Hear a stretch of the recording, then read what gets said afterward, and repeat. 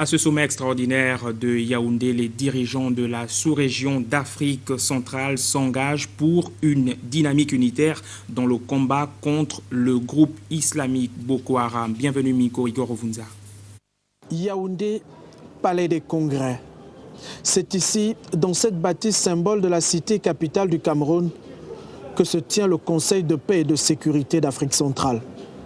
La rencontre entre en droite ligne des recommandations du dernier sommet de l'Union africaine en Éthiopie. Ici, le président de la République gabonaise et ses pairs se penchent sur la mise en œuvre d'une stratégie pour soutenir le Cameroun et le Tchad en guerre contre le groupe islamiste Boko Haram. Ces groupes terroristes disposent de moyens militaires et humains d'une armée conventionnelle, sophistiquée, mais il utilise des méthodes asymétriques, rendant la lutte plus complexe et coûteuse pour le Cameroun et le Tchad.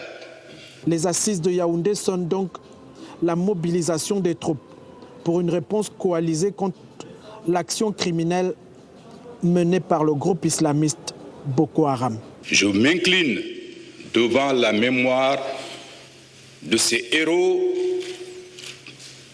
et je voudrais rendre hommage aux soldats, officiers, sous-officiers, aviateurs qui au quotidien infligent des défaites à cette bête immonde Boko Haram.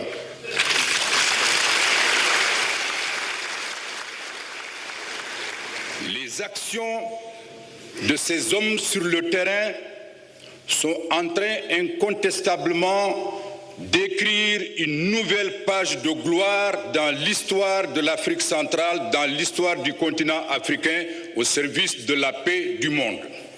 De cette rencontre au sommet devraient déboucher des propositions concrètes pour un appui multiforme à l'effort de guerre.